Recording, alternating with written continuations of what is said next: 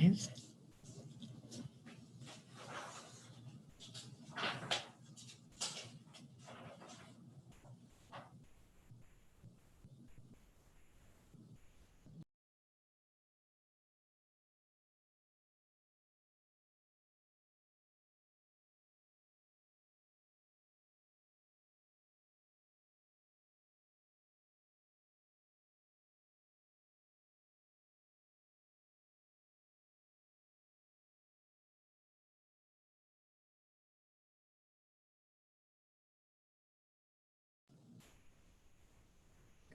Why do I need to?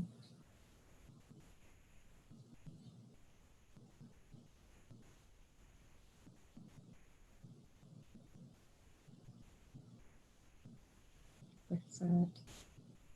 Open. Oh, holy moly. Tired.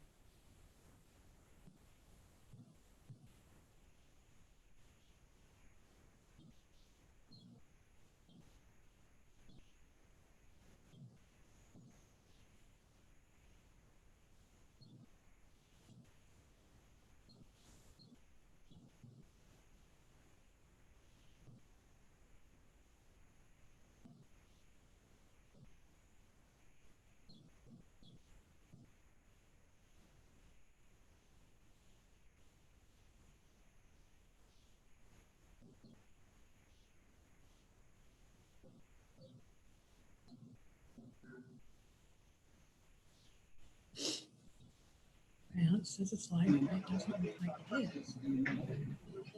Okay, take a breath.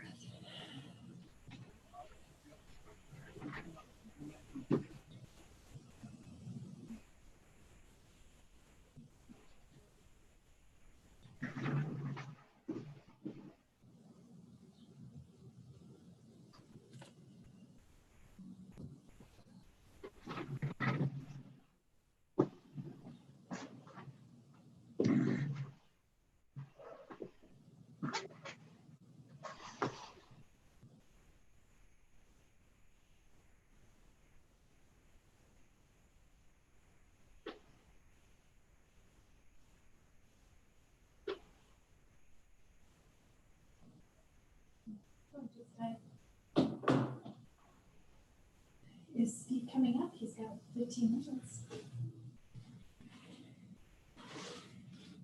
Do you need help with something, turning something on? I'm trying to figure out what's happening.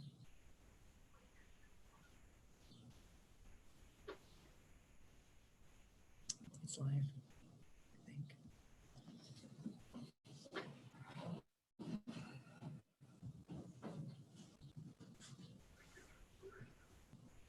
Oh, you know what it is?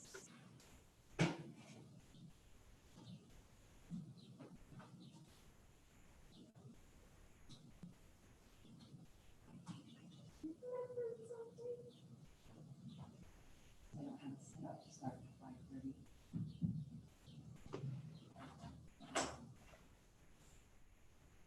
Oh.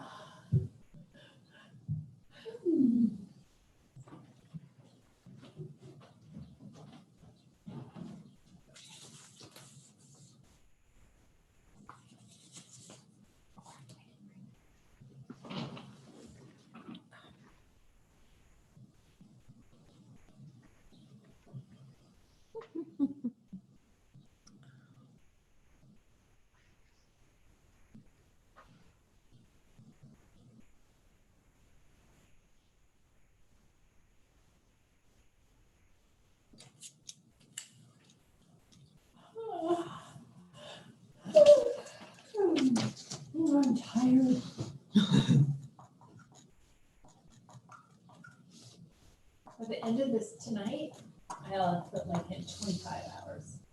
Just between today, yesterday, and today.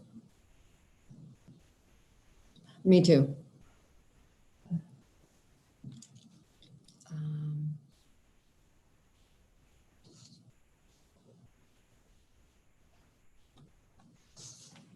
come on. Password, there it is.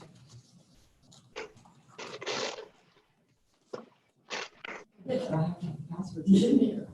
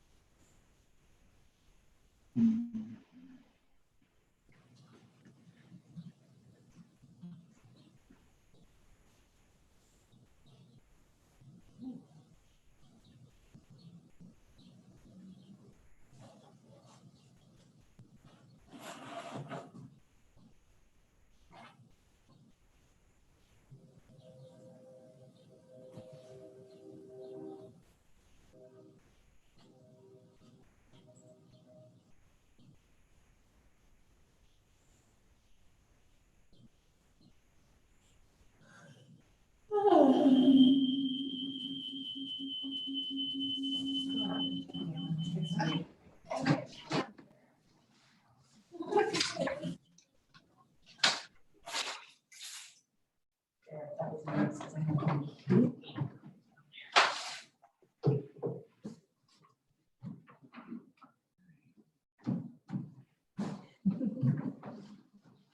Can you hear us, John?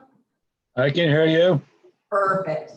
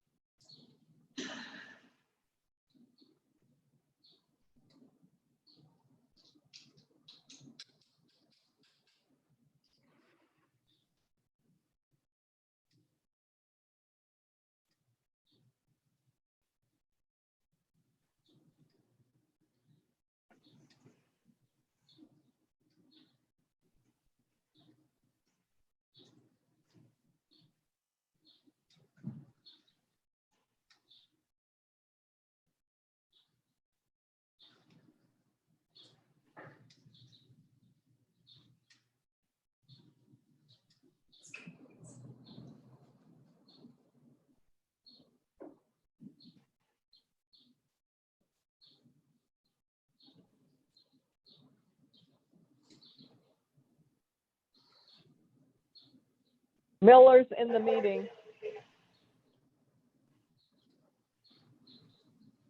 Hi, Linda. Hello.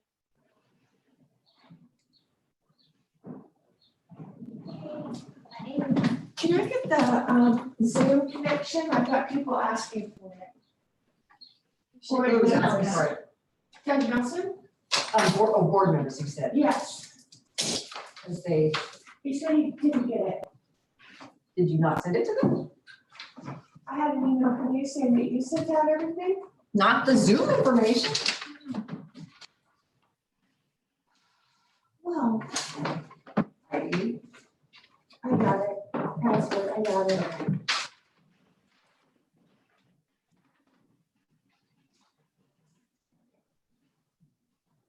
No, somebody got it, John's got it, Linda's on here, Darcy's on Linda's here. on here, Darcy's on here. I got it. Okay. Did I send it to you? Me, my keys. Paula sent it.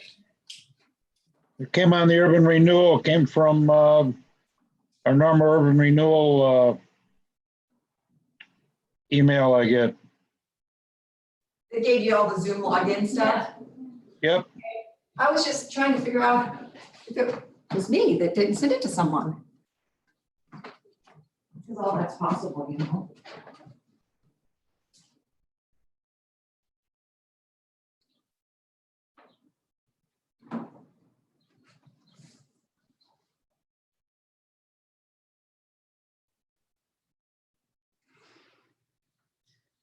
Yeah, Paula sent it out. See, yesterday I got it.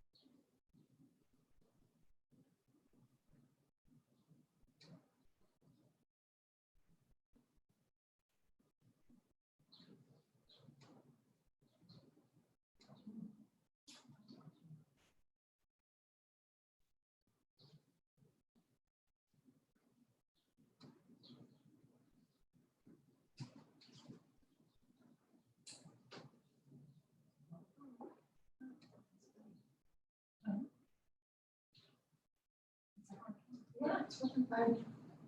It wasn't coming up, and it wasn't coming up, and it was because of the time setting I had. I was like, "Hi, you." What tea are you drinking? This one is Breathe Easy. Also had allergy stuff about steak and Asian and peppermint and stuff like that. I know, it's weird. No, I love green tea.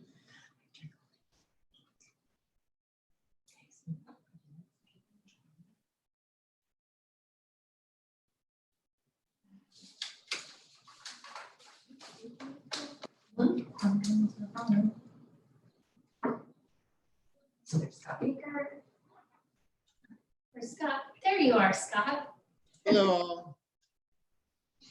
I can't see Darcy.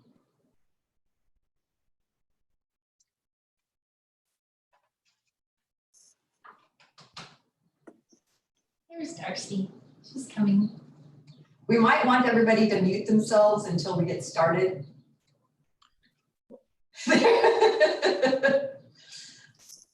I'm here. I'm just gonna come right back. Just wanted to Okay. get in here 5 minutes early.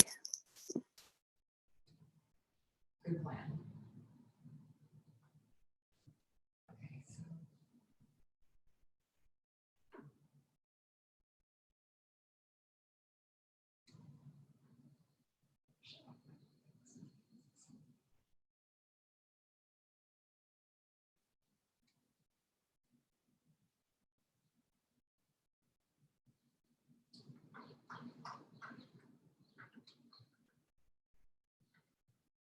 I wonder if people rearrange it. Yeah, what happens? Why does it rearrange? Which one would-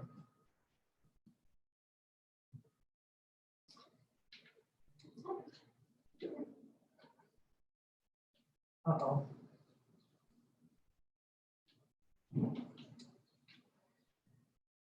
Oh, no. What did you do? I don't know. There's Darcy. It's not. Hi, Darcy. Hello.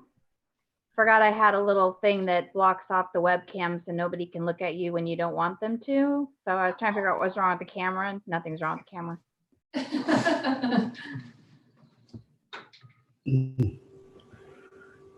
Ian? Rich? Good evening. Hello. Hello.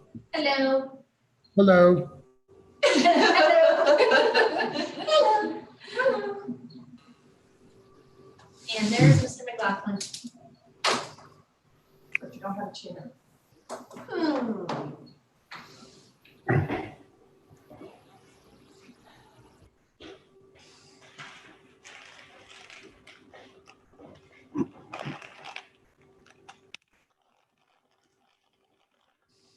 Hi, Stacy. Good God, Mayor, put on some pants.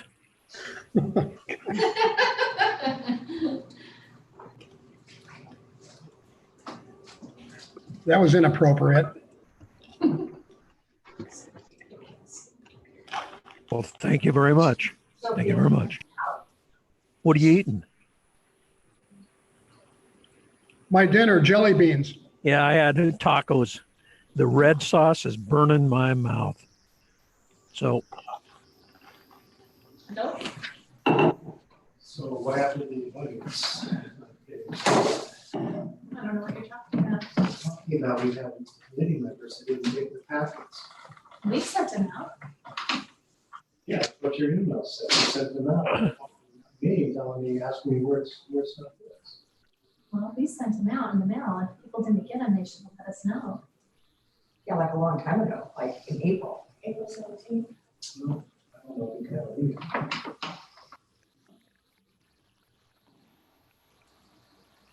it either. They've also gotten notices of this meeting. No, people told me they didn't have agendas, they didn't have login instructions, they didn't get their budget on. I don't do agendas. I don't do the login instructions. Those aren't me.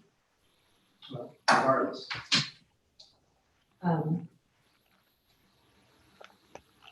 Yeah, the agendas and login instructions went out earlier. Paula did that.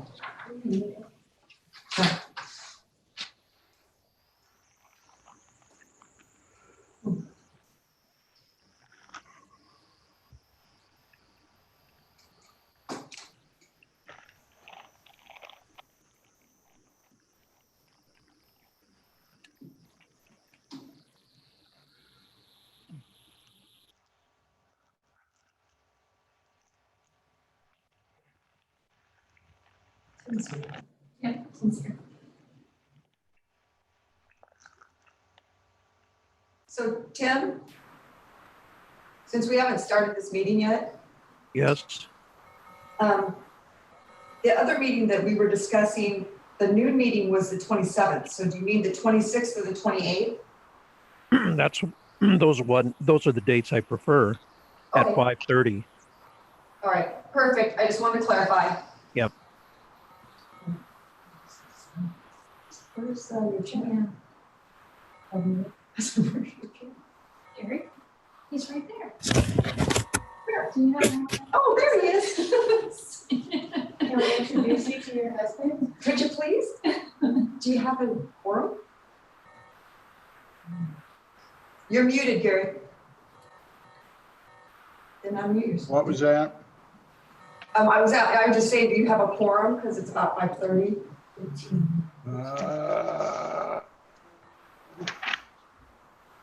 I'm not sure if this is what we've got. We have more people listed on the budget committee than we have by quite a bit, but it says we have 15 participants. Have they all, is that all checked in? No, they have to do that. You want me to have people do that now? Okay, well, let's see if we've got enough for quorum. So let's call the meeting to order and let's take roll call. Scott Baker, Present. Steve Kramer, absent. Bob Delaney, Here. Stacy Coburn, She's here somewhere. She's here, so she was here. Right. Tim McLaughlin, Yes, present. Linda Miller, Here. Oh, yeah. okay, thank you. Darcy Long Curtis, Present. John Frederick, Yeah, he's here. He's You're muted, John. here. okay. Gary Grossman is here. Leon Serber, Saleha Kabakov, Here. Dan Richardson, Present. Doug Nelson, Present. Forrest Ercole, Present. and Joe Barcott said he would not make the meeting. Okay, I believe if you'll give that a count, that should be a quorum. Is also absent? Oh, he's the one that we didn't have the correct contact. Got 10 out of 15, so you can go. Okay, I will presume a quorum. Correct. Based on the overall count. Our next item is election of chair and secretary for the budget committee. I will take nominations for chair. Miller nominates Darcy Long Curtis. Darcy has been nominated to chair the budget committee. Do we have any further nominations? If not, all of those in favor signify by, yep, there you go. need a We'll second, try a Gary. thumb up. Scott's got a camera on now, so you're looking fuzzier, Scott. Yeah, thumbs up if you're on for Darcy to chair this. Okay, I've got Scott, John, Saleha, Tim, Delaney says yes. Delaney's yes. Delaney's still looking for his camera setting. Nelson, Miller says Forrest. yes. And Miller says yes. Thank you. Across the bottom of your screen, y'all, you have a mute button on the left-hand side, a stop video next to it. And then somewhere in the middle towards the left, you have a reactions button. If you click on that button, you can wave or give a thumbs up. Oh.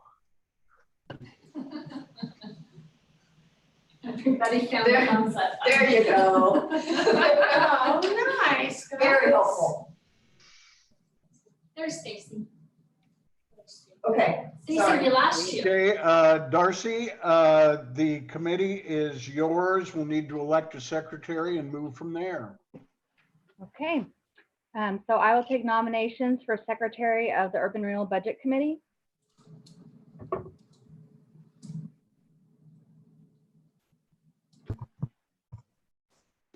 I nominate Bob Delaney. Do I have a second? Miller seconds. Okay, all in favor? Give a thumbs up Where's the thumbs down or button? say aye. Oh, that's a good question. So Dang it. Paula, did you want to do a roll call or how do you want to handle these votes? I'm trying to write down all the, do your thumbs again, you guys. Sorry. I don't know where that's at. Down at the bottom of the screen towards the right-hand side where it says reactions. Oh, there it is. Got it. Not everybody's on visual.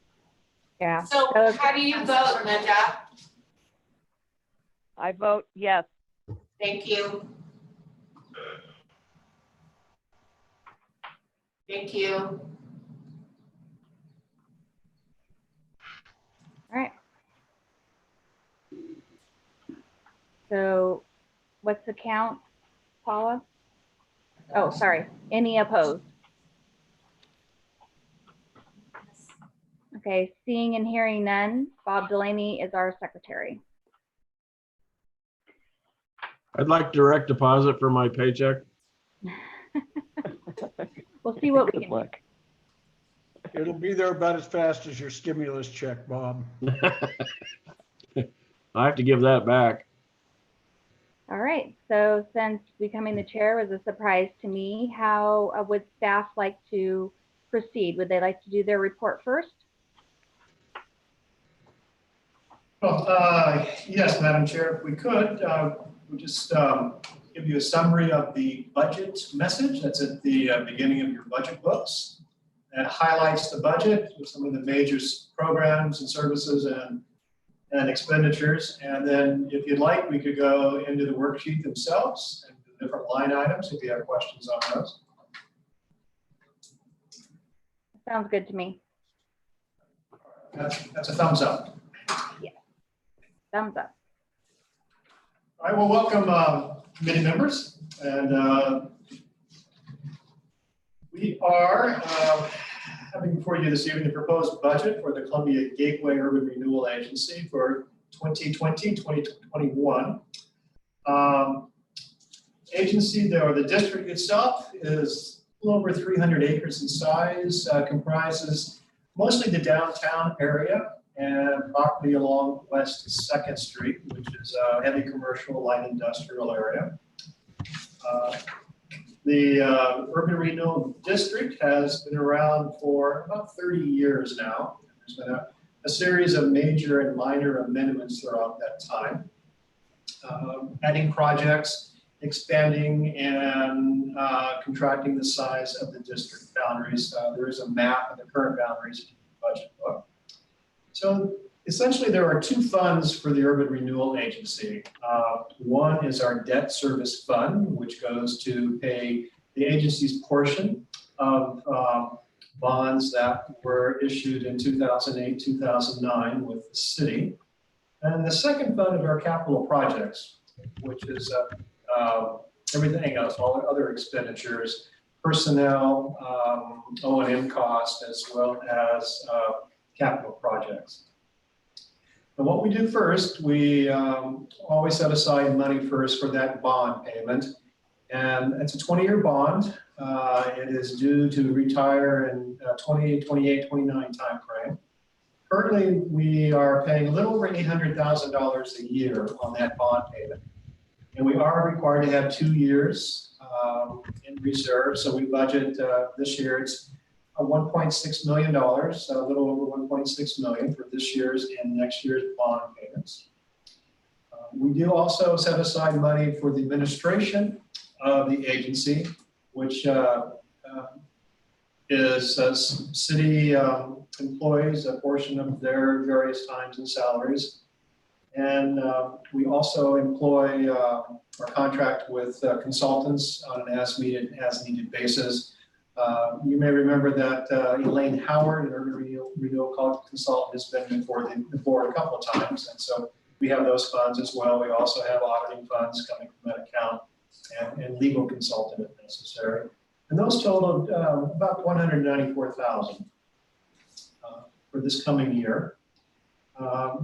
Then as far as our capital projects, we do have funds remaining from the bond issues. We have those set aside, and we have a fund called Opportunity Driven Projects. It's basically a reserve account that the agency can draw into for major expenditures, capital expenditures.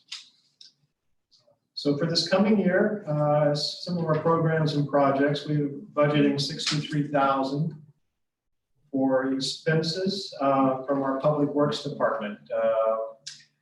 They are currently reviewing the improvement plans for the First Streets Riverfront Connection project. That's in plan review. And those funds will also assist if we continue with this Federal Street Public Plaza project that was a product of our downtown visioning exercise. So we've set aside some money to review those plans as well in this coming year if that gets authorization to proceed. One of our major expenditures is the agency's property rehab loan and grant programs.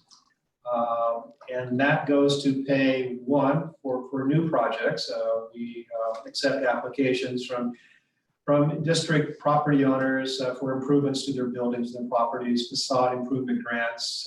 We also pay for fire suppression systems and other improvements, tangible improvements to property.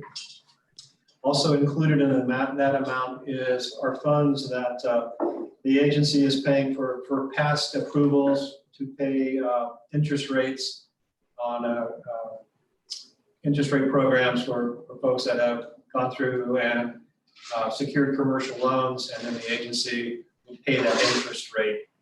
We have a couple of those still remaining the Honnold building, I think the Air building is on there, and a couple smaller ones that will be actually we'll be paying those off for this coming year. We're proposing we set aside $60,000 under the property rehab grant and loan programs. That was the same amount that the board had budgeted this year. Actually very little interest. I think we've only had just a couple of interested property owners this year. I don't think we'll have any additional for the remaining year to come before the board. I think we've had a couple of minor $3,000 grants for architectural and engineering services. So we're suggesting we set aside another $60,000 for this coming year. I spoke on the opportunity-driven projects. We're budgeting just over $3.9 million, again, as a reserve account. And the city, the agency also has what's called a Fund 18 projects, which is what we also use as an account for grant money that comes through, and we place it in this Fund 18.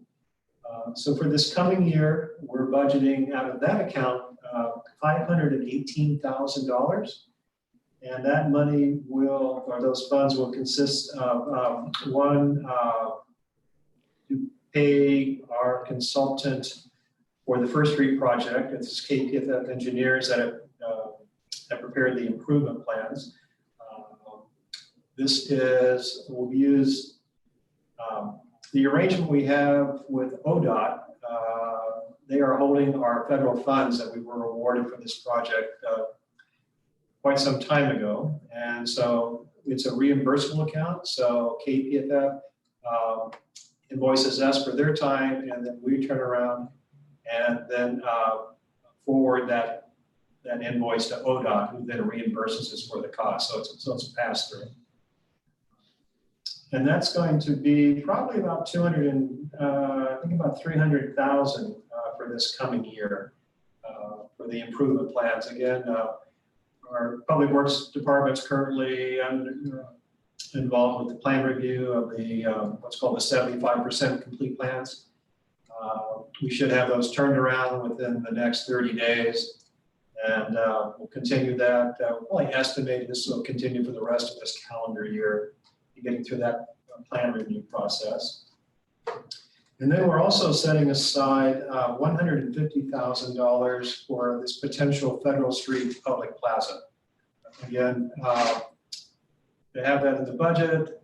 As we go through this final review phase on that project, we'll be coming both back before the board and the city council for approval on that. So if it does get approved, we have the money set aside. So those are the major expenditures. Total, our budget is just over $6.1 million for this coming year. Again, divided by the debt service fund of $1.6 million and our capital projects fund of $4.492 million. So almost $4.5 million under capital projects. Again, most of that being in that opportunity-driven project category. That's a highlight of the budget message and some of the major expenditures. For this coming year, if you would look on your budget book, beginning on page 2, we speak of the upcoming goals and projects and priorities for this coming year. Continue to working with the buyers of the recreation building and the blue building as they move through the redevelopment on those properties. We've also entered into an E&A with the prospective buyers of the Tony's building. That item actually will be coming to the board at their next meeting, and we'll discuss the real estate negotiations with those buyers. We've also received an offer for the remaining agency-owned property on First Street, adjacent to the blue building. That'll also be discussed. That's one of our goals for this coming year would be to market those properties. But again, we have received an offer, so that will be before the board at their next meeting. And then continuing with the First Street project, and again, going through the plan preparation process, and then coming back to the board at a later date to authorize that project to go to bid. I'm again thinking that'll be possibly the end of this calendar year, the beginning of next calendar year for that. Some of our major accomplishments for this past year. As I mentioned, we entered into an exclusive negotiating agreement for the Tony's building. We've also gone through and with the recreation building, you may remember there was a partial collapse of that roof last summer. So we worked through that with the buyer of that building, received a settlement from the insurance company, and the board has amended the DDA to allow a little more flexibility by that buyer to develop the property. We also undertook the downtown visioning exercise last summer. We had some participation from various interest groups and came forward with some vision statements for that. And that was a grant-funded project. Said we are continuing to move forward with the First Street project. At the board's financial workshop we had in February, we had various speakers there to talk about the agency, to talk about revenues and funding and levies, and then got some direction from the board moving forward with potential future projects that emphasize infrastructure. And we're doing that with the First Street project. Another study that we have not yet started is a feasibility study for the undergrounding of the utilities in the downtown. We had gone out for an RFP for that late last year, did not receive any responses for that RFP. And now we're working with the PUD and having them help us and perhaps even take the lead on that feasibility study. And that's something that we should have started by now, but the last couple of months, things have been kind of taking other priorities. But again, that is on our work list for this coming year. So those are some of the major items. Also, you can have a summary on page 5 of your budget book. Talked about some of these, again, some of these budget items with our engineering services, the property rehab programs, and with the funds setting aside for the capital projects. And we do have also in the budget book, beginning on page 6, we have a list of some of the projects that the agency has been involved with over the years, various infrastructure projects, and also loan and grant programs in various properties, mostly in the downtown. And then again, if you go also towards the back of your budget book, we actually get into the worksheets. Beginning on page 11, you'll see the debt service, the bond payments, interest, and principal payments. Again, 2 years totaling just over $1.6 million. We've also included it's an amortization schedule, I guess you could call that, on page 12 that shows the bond being paid off in the 28-29 timeframe. And then the worksheets begin on page 13. And if you'd like, we could go over those items if you have questions on them as well. That was my brief staff summary. Thank you, Director Harris. That was very nice. So at this point, before we jump over to page 13 on the actual worksheets, I want to know if anybody has any questions in general about what Director Harris just presented, any of the projects from a high level as far as what we're doing, just so that you understand it before we start talking about numbers. I had a question regarding the 2 projects. So I know that the Federal Street Public Plaza project isn't a for sure thing yet because we're still working on that. Is the First Street Riverfront connection already guaranteed to happen? The city was awarded federal funds in about 2006, 2007. These were earmarked funds at the time. That project began as a relatively straightforward streetscape project, And then over the years, it morphed into something little larger on the grand, more grand scale. And it involved undercrossings of the freeway and the railroad tracks and a plaza on Washington Street. And the cost multiplied, as you could tell, in sense. And so a few years ago, we were contacted by the ODOT, the city, the agency, and put that project on hold. I think it was in 2015. ODOT came back in 2016 and asked if we'd like to continue with the project. At that time, we went back to the board. We went back to the more original scope of the project, streetscape on First Street, and went through the contracts amendment. So we have new cost estimates for that project, and we're going through being authorized, stage by stage by the board. So right now they've authorized us to go through with the plan preparation phase. We'll come back to the board at a later date. We do have hard cost numbers, and take a look at it then, and hopefully get authorization to proceed. The estimated cost right now is about 3.2 million. And originally, 15 years ago, it was about 1.9 million. We're doing essentially the same project.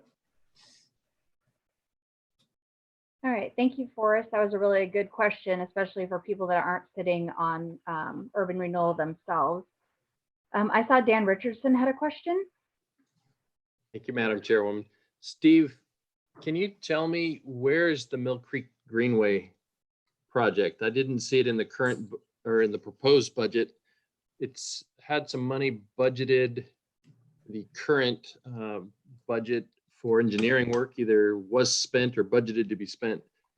What's the status of that? Can you kind of update me on that? And I'm curious why it's sort of not included in the proposed budget. Well, committee member, we hopefully, and Scott, you may want to help me on this. That money was budgeted in this current year, 2019-20, with the expectation that our contribution, the agency's contribution, will be complete. And discussing with Scott and the project engineers, they'll have, I think, one more invoice, I think, Scott, maybe two at the most, but a conversation with everybody, they're assuring us that the agency's contribution to assist with those engineering services will be completed by June 30th. So there was not a need to carry that forward into the new budget year. Thank you. John Frederick, did you have a question? I see you're unmuted. No. Okay. Is there anybody else? Oh, Soleil Kapakov. Thank you. I just have a question regarding, are any of the dollars in this budget going towards any projects that would benefit low-income folks, like any of the buildings that these dollars are going into, anything for low-income housing or anything related to that? Well, the money that's being in our budget proposed, there are no specific properties designated, with the exception of the interest rates that we're already paying on for the commercial properties. We do have, we are assisting the Hano building with the payment of their interest rate for those, I think it's 9 apartments that were developed. I think those are market rate, however. And so that's what we have. In the urban renewal plan itself, housing or affordable housing is not one of the adopted objectives of the plan.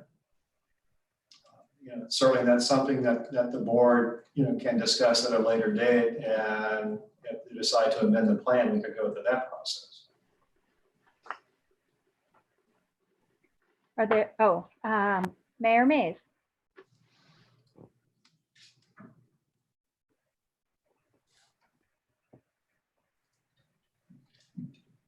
Rich, you're muted. He's trying, I can tell he's trying. There you go. Okay. As a follow-up question to that, Steve, Isn't the Hanlon project have a certain amount of, if not low-income housing, certainly moderately income housing? And maybe at this point, you could give an update as to where that project stands, the Hanlon project. Well, the agency does not have a relationship with Hanlon Development. The E&A was not extended, and so it expired. All right, are there any other overall project questions? Okay, are there any debt service questions? All right, so hearing none, let's go ahead and go over to page 13. And I think it probably makes sense to go all the way through the explanation for the revenues first and then ask questions at the end. So I don't know if Angie or if Director Harris would prefer to do that. We'll discuss the revenues. I can discuss them. So we'll go ahead and start with the beginning fund balance. The beginning fund balance comes from the remaining of what we have left over from our revenues and expenditures from the current year right now. And I kind of gave a breakdown of the current year and the projected revenues, and then less the current year projected expenditures, which gives us a projected beginning balance of 3.476055. And then we also have our property taxes. So as Steve mentioned earlier, the property taxes feed the debt first, and then the remaining part of the property taxes come over for the revenue. And then we also budget for our prior year property taxes that we haven't received. And then we have our unsegregated tax interest, which varies, annually depending on the property taxes. We have interest revenue, and the interest revenue is the revenue that's sitting in the LGIP account that collects interest. On the rental income, we don't have anything budgeted for the year. Miscellaneous revenues, we always keep a very small portion in here. Sometimes there might be something that comes in, so it's just kind of a placeholder. And then for the loan principal repayment, we have the recreation building and 17,783, and then the blue building for 2,783. We also have the loan interest repayment on the Cook loan. They make an annual interest payment of $2,824.45 with a principal payment of $282,445 that will be due on December 31st of 2026. And then we also have the interest payment of 5% on the blue building, which is $6,337. And that is what we have for the revenue. Does anyone have any questions regarding that? Okay. Sorry, I don't know your first name, Mr. Nelson. Yes, Doug Nelson. Just the budget this year was 2.038 million, and next year, or this coming year, is 3.4. Is the reason for that the a higher ending beginning balance than you had the previous year?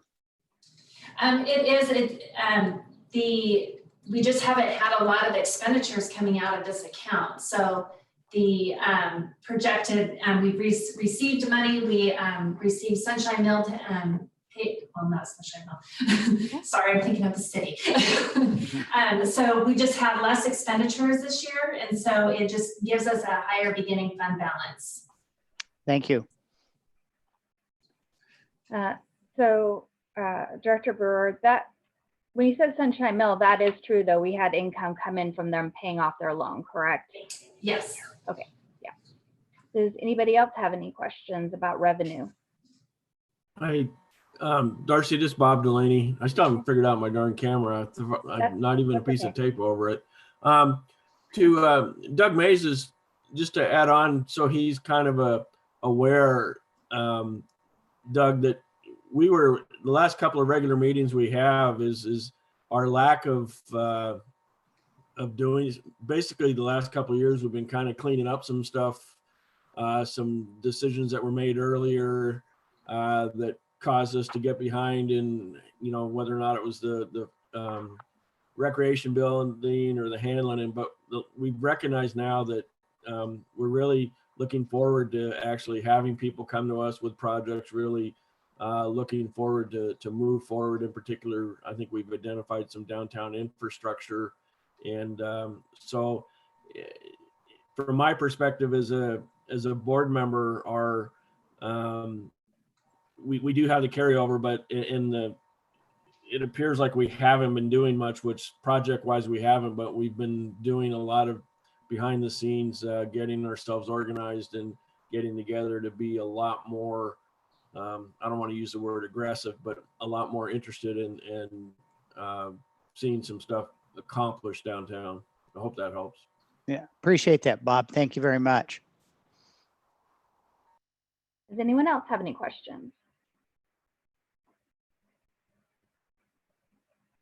Okay, seeing none, I do have one question, Angie. Down at the very bottom, the last item for revenue, when it talks about the Fund 18 and the TRT dollars, I was just curious how TRT dollars come into urban renewal. Is it like a line item from the city that gets transferred, or how does that?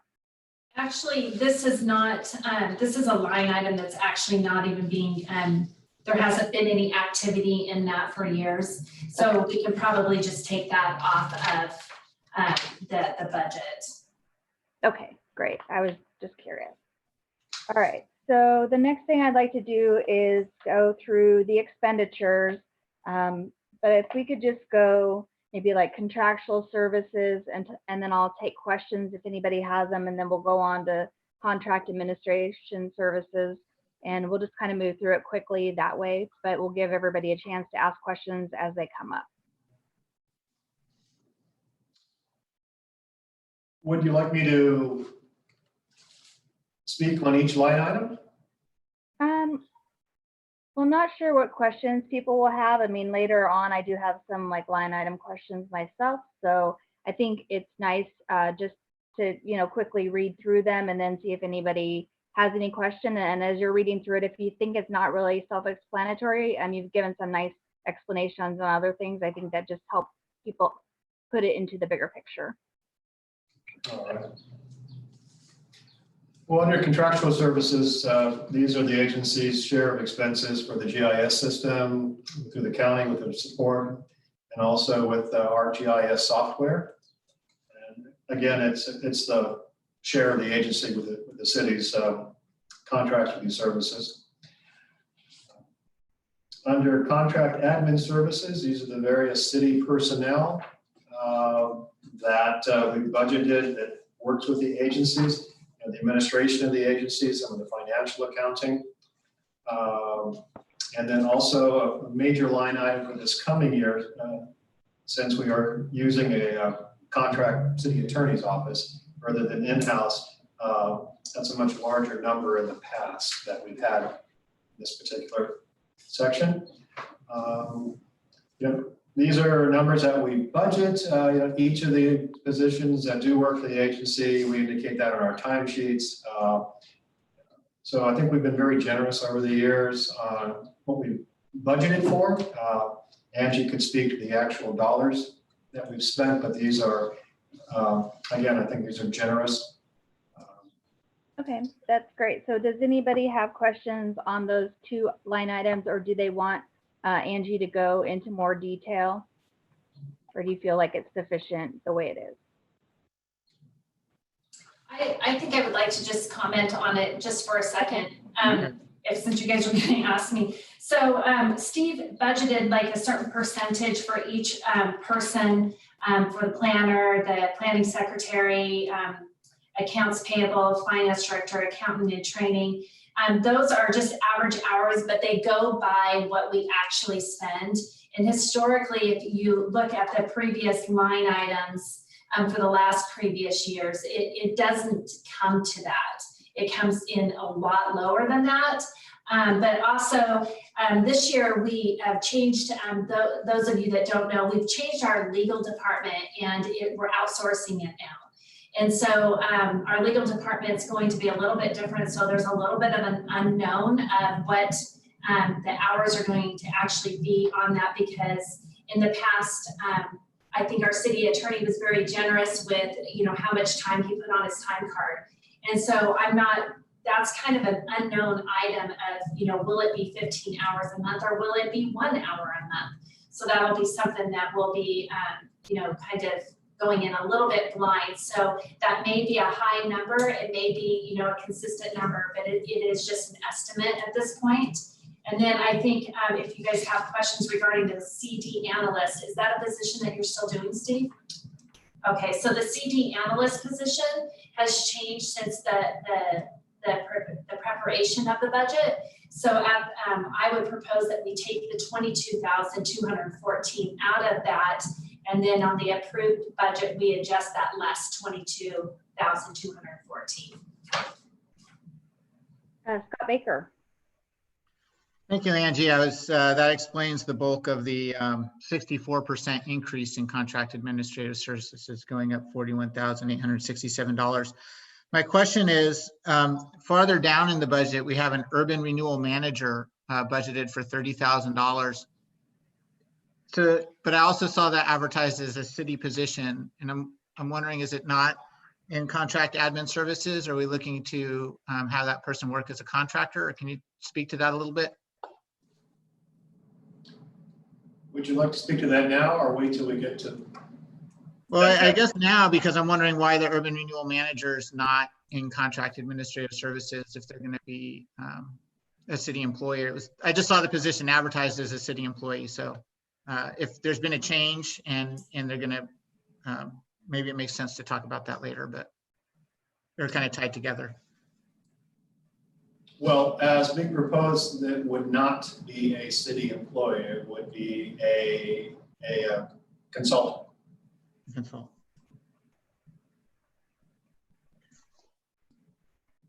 Any other questions? But so if we're hiring a consultant at $30,000 a year to manage the urban renewal district, would that not reduce the workloads for? Do we not see that? We see that in addition to the same level of staffing that we've had before, or even with an increase. Have the percentages, because it's not broken out in prior years, been reduced? I would hope that a $30,000 year consultant would reduce the workload of staff. Well, if I may, if in previous year's budgets, the community development director's position was budgeted at much more than the 10% for this coming year. And so we're proposing an urban renewal manager as a contract position that essentially going to give the agency more flexibility in moving forward. When the proposed budget was being drafted, there was some discussion at the board level on the future of the agency itself. And so we've added this position to give the board flexibility moving forward for this next year. It also reflects personnel changes that will be coming up in the new budget year as well. Okay, fair enough. Thanks for bearing with me. The contract administrative total is listed at 106,000, but the individual percentages of different staff is not broken out for prior years. And so I'm sorry, I don't have my previous year budget with me, so I didn't see that it was reducing. It was actually reducing staff. I saw the total go up 64% in that line, and that's a pretty big jump. And then another 30,000 added on later on. Thanks for answering my questions. Are there any other questions on these sections? All right, so hearing none, we'll go ahead and go on to the property tax.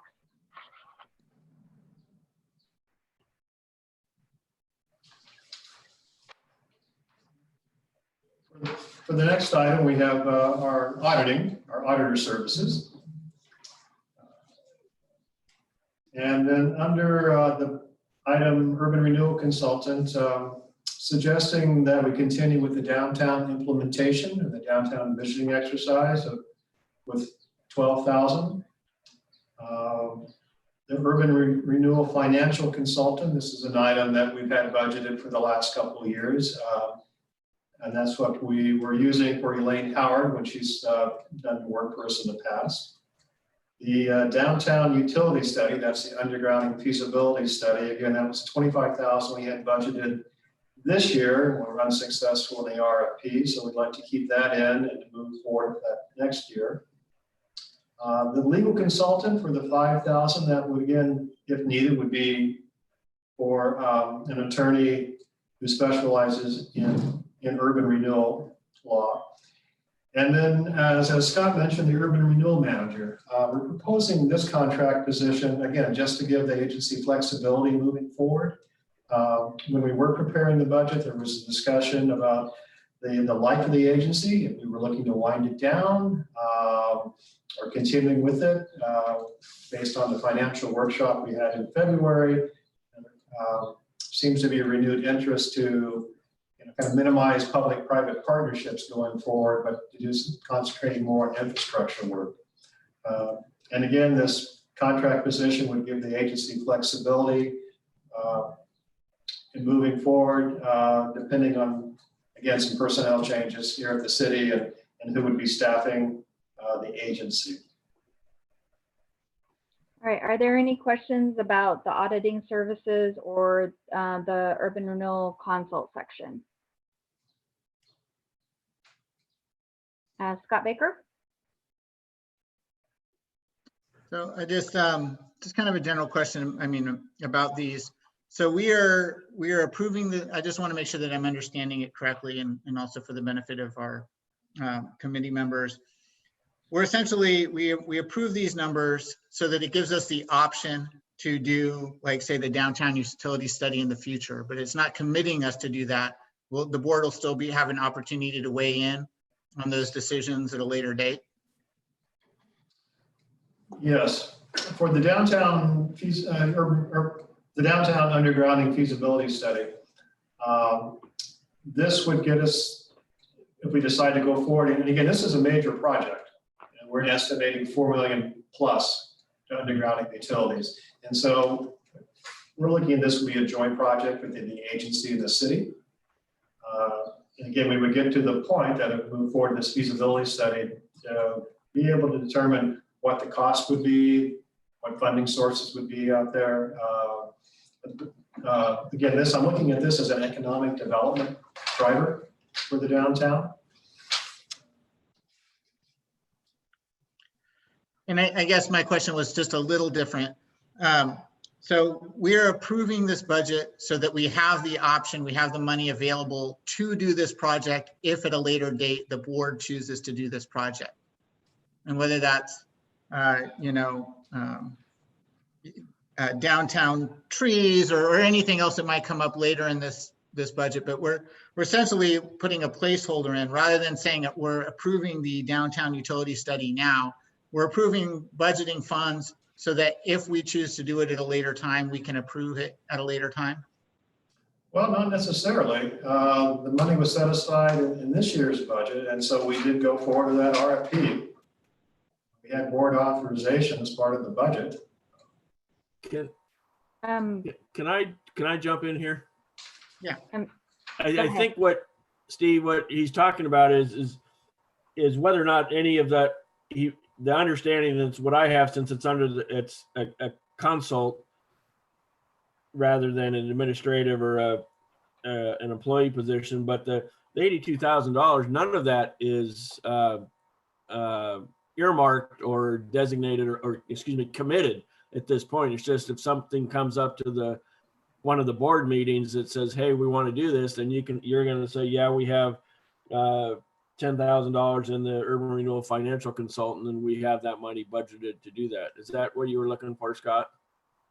Yeah, I just wanted to make sure there's a difference between approving this budget and therefore green lighting everything that the budget contains versus the budget is a plan where we're setting aside the money so that if we choose to do this project in the future, the money is available. And just in my own conversations with board members, it seems that there's a fundamental difference in understanding of when we approve the budget. Are we automatically approving the projects within the budget? Or are we just making that available to approve those projects at a later time? And so I just wanted to have that question answered and make sure that we're all on the same page, because otherwise we have to, in this meeting, perhaps contemplate and deliberate things that we haven't seen before this meeting, like an urban renewal manager or other things line by line. It just makes the process laborious. If we put those placeholders in, we can have a commitment from staff to bring those back for a decision by the board at a later time. Darcy, this is Miller. Can I speak? Yes. So this is an approval of the budget. It's not an adoption. It will go to the Urban Renewal Agency, the board, for an adoption.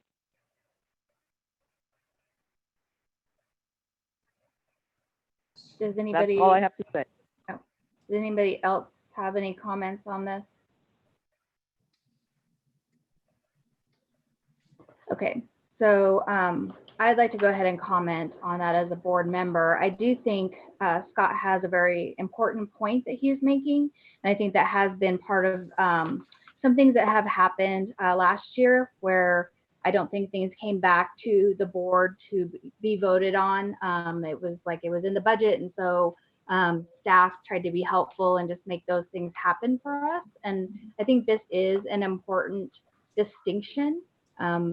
I don't know, not sure that this is the right place to make a motion and deal with it, but I definitely think at our next urban renewal meeting, and I know what you're saying, Scott, about it, about having an understanding, but I do think it's not so much the budget committee that needs to make that policy. I do think it is urban renewal. And so I would ask Chairman Grossman to make sure that we have that on the agenda before we talk about approving the budget, just so that urban renewal members are sure what we are approving when we approve the budget.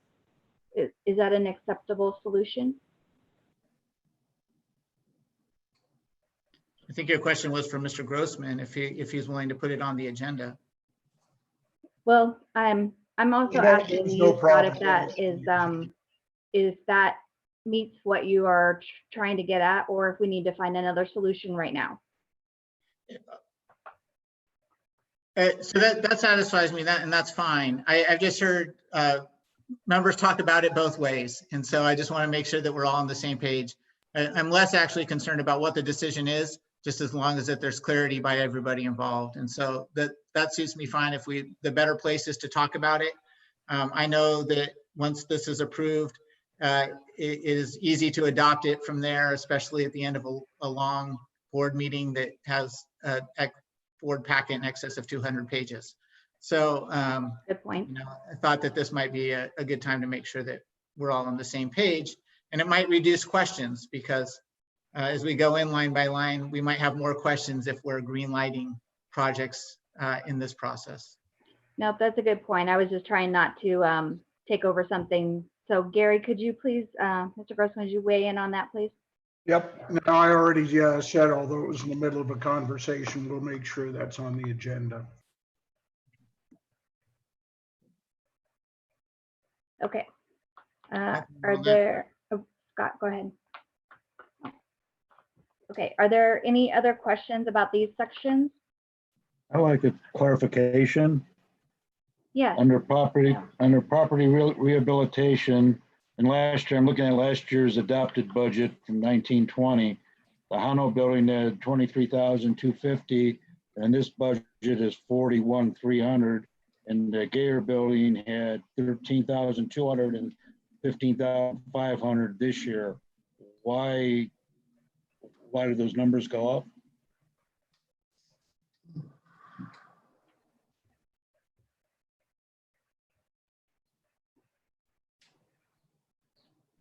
Do we know why those numbers went up?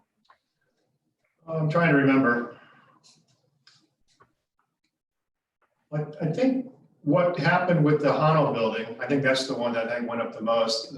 That loan was originally a limited construction loan, and then it was to convert to permanent financing.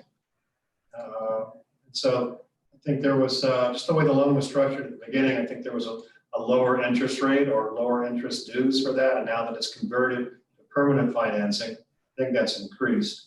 The Gare building has been about the same. So I think it's the Hono building that was the one that had the greatest change, if I remember correctly. Okay, so I actually made a mistake there. I didn't realize we had jumped down, but it did give me a chance to think about Scott's question and about our policy for this line by line. And even though I think it belongs, the ultimate decision belongs in the Urban Renewal Agency.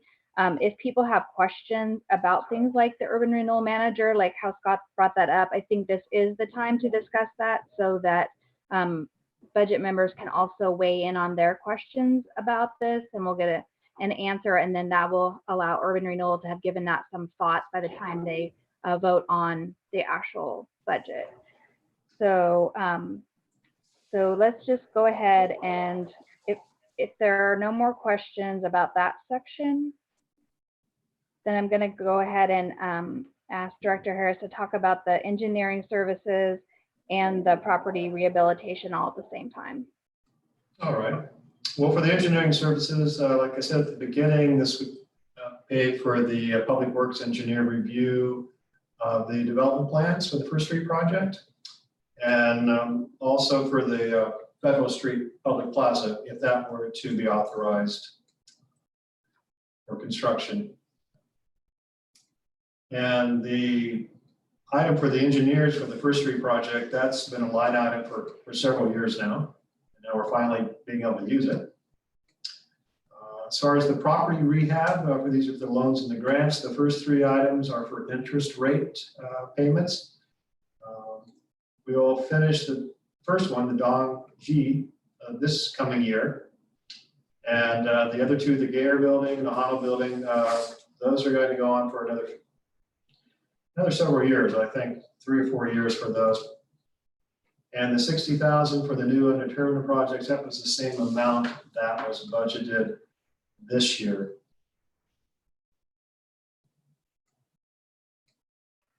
Okay, are there any questions on that? I have one. Scott Baker? Yeah, so I'm just wondering if there's a way that we can structure such a large expense like $63,000 for the design and construction of the First Street project so that it's a reimbursable expense. If KPFF were doing the engineering work, am I missing something? Isn't there a way, is there a way that we could wrap engineering services into that ODOT grant so that we can be reimbursed for those expenses? This would be our share of those expenses. This is our share, okay. Right. Are there any other questions? So, but our share's 10%, is that right? Or 10 cents on the dollar? For the overall project, but each phase of the project has a specific dollar amount or limit. And since the city expanded the project's scope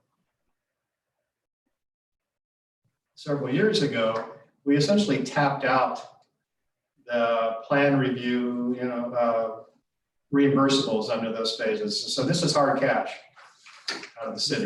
This is Urban Renewal's portion of the city's expansion of that urban renewal of that plaza project? Short answer is yes. Okay. It would be helpful to see how that fits into the overall plan project budget for the First Street, just to put it in perspective, because it is such a large number, $63,000. And $63,000 is a drop in the bucket for this project. Yeah, it's a $500,000 project. It's 10% of our park district budget. So from where I sit, it's a large number. It's about a $3.2 million project. Yeah. Good question. This year, 63,000 this year. Does anyone else have any questions? All right, so since nothing is in the proposed budget column until we get down to buildings and grounds, let's go ahead and do that section and then go through the property liability insurance. Do that as one. Well, just for the buildings and grounds, again, since we are slowly selling off the properties, it was just a minor amount placeholder. If we were to retain ownership, any of the properties or so we'd have some money set aside for maintenance and repairs. Property taxes, it's part of the Commodore parking lot that the agency owns that has been leased, the Commodore, also retaining property liability insurance on that. One of the items you see on this line item is for the recreation building. That's going to be a discussion item at the next board meeting. We were notified by CIS that they would no longer provide coverage to that building as of July 1. So we have been assisting the owners to see how they can being able to pursue their own policy on that. So as you can see, in years past, it was a higher budget number, but again, as the agency's been selling those properties, our premiums are being reduced. Okay, does anyone have any questions on those two sections?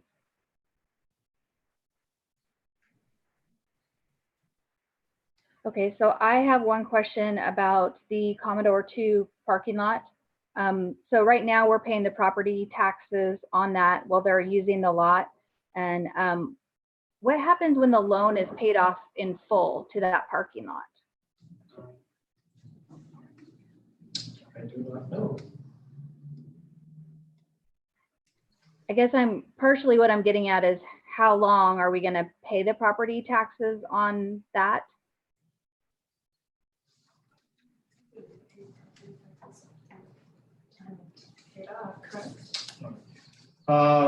Yeah, I don't know when the end date is on that. I do know that the owner had, within the last year or so, had continued with that agreement for the tenants as an affordable, so extended those property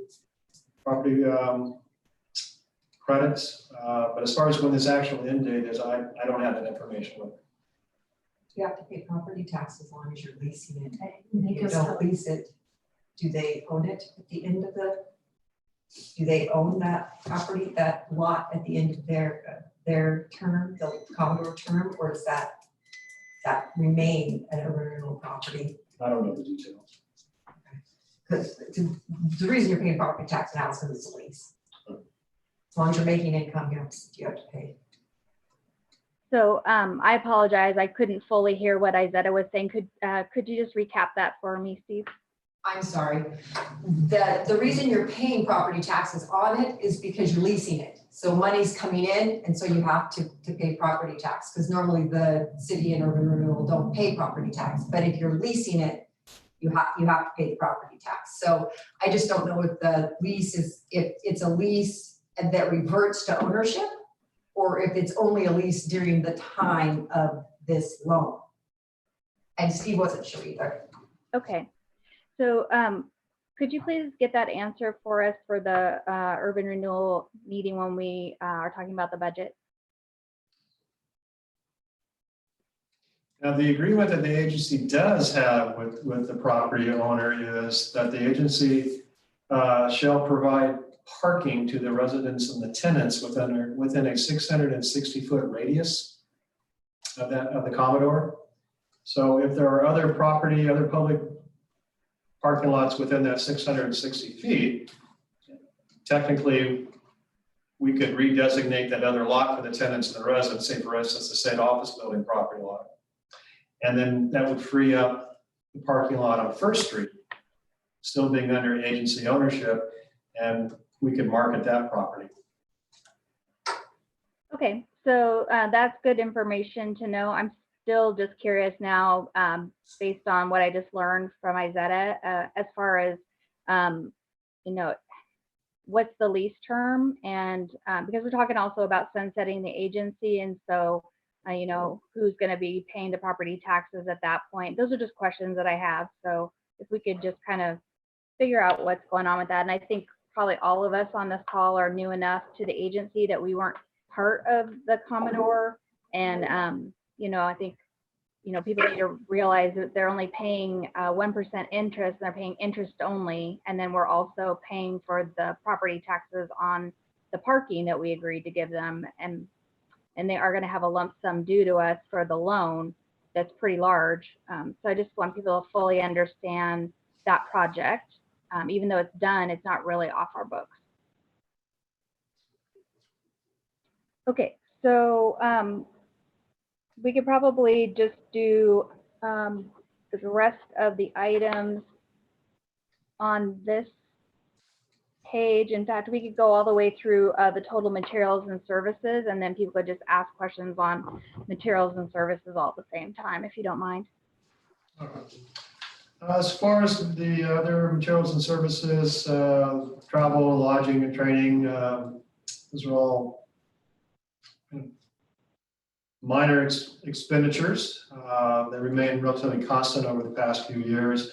What's happened a couple of years ago was there was a consolidation of the Association of Redevelopment Agencies and Economic Development Agencies in the state. So they combined instead of having two separate professional organizations.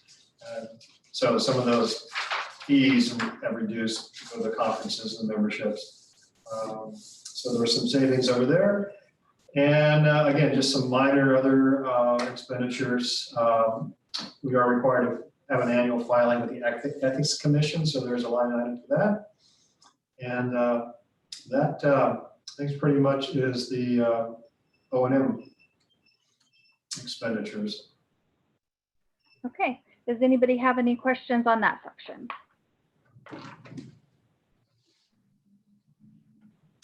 All right, so I guess just a comment. I know this budget was put together pre-COVID-19 and a lot of cancellations on trainings and things. And so I'm guessing that there'll probably end up being some reductions in the amount just because there aren't going to be as many conferences to travel to. Do you think that's probably true? I can see that. I do know that the National Planning Conference that was held a few weeks ago was a virtual conference. And you still paid for it. At a much reduced price, which was, and you are, once you register, you have access to those sessions for up to 12 months. So actually was a good deal. But we do see all the in-person conferences, they've all been canceled, I think, for the remainder of the year. So we're not really sure what's going to happen next year, but I think you're right. There's just going to be minimal travel, minimal in-person meetings. Yeah. So this is a good example of what Scott Baker was talking about, that we've got the money in there. So if the opportunity presents itself, you can be educated, but if we don't need to spend that much, we won't. All right, so we're almost at the end here. Next section.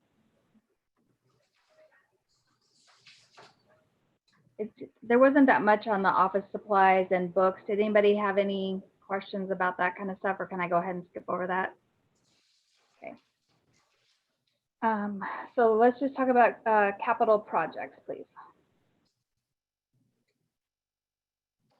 Well, these two projects would be the Federal Street Public Plaza. Again, if that gets authorization to proceed. Once there's a final design and a cost estimate that comes out of that process. And then the First Street project. Okay, so any additional questions? I know we talked about it earlier, but just want to offer that up to people.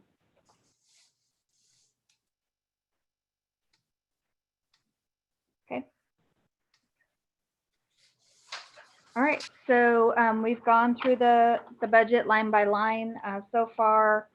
The only change that I have heard suggested was by finance, which is getting rid of that CD analyst at $22,214. Does anyone else have any motions to adjust the budget? Scott Baker? So I didn't hear where that money would be going. I assume it's going to opportunity-driven projects, but I just want to make sure that that's the bucket. Okay. Thank you, both of you.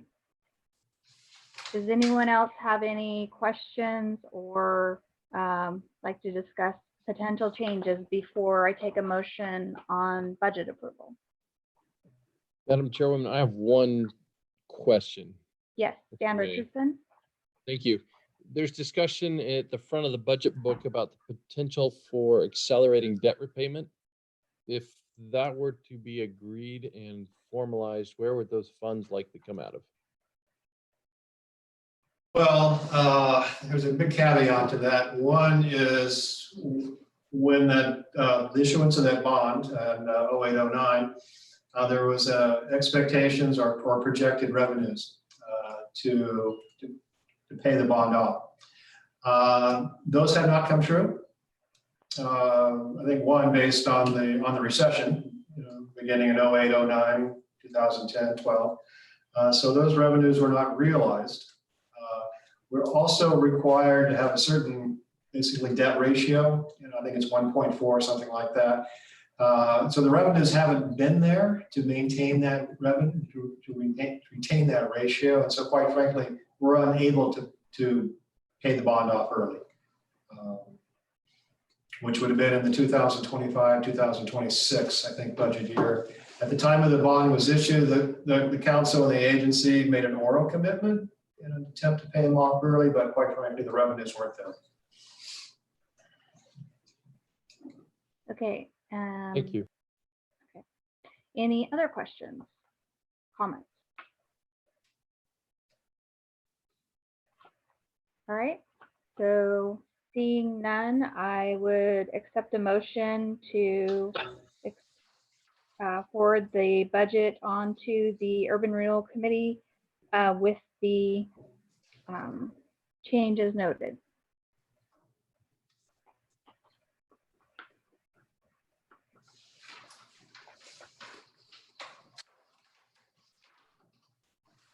So moved. Thank you, Doug. I'll second. Excuse me, who seconded? Delaney seconds. Thank you. Discussion? Hearing none. All in favor of the motion, say aye. Aye. Aye. Do your buttons, guys. Sorry, yes. Forgot about that. Habit. Thank you. And Miller, Linda, aye.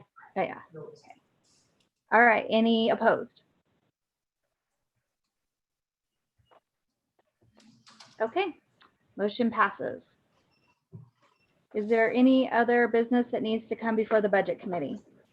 Darcy, it's not really. As long as I have the board members on, I will not be at next week's regular meeting because that's our first budget meeting for the fire department. So I sent that information to Paula, but I just wanted the board members to know while I got you on the line. Thanks, Bob. Any other business We'll or miss comments? you. Oh, sorry, Linda. I talked over the top of you. I just wanted to say we'll miss you, Bob. All right. That makes one of you.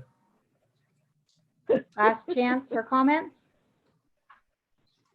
All right. Thank you, staff, for all of your hard work. It's a nice budget. You guys did a great job. Thank you, Sarah. All right. Seeing no other people looking like they want to make a comment, I'm going to adjourn this budget committee hearing. Thank you. Thank you. Thanks, Darcy. Bye, guys. Have a good night, everyone.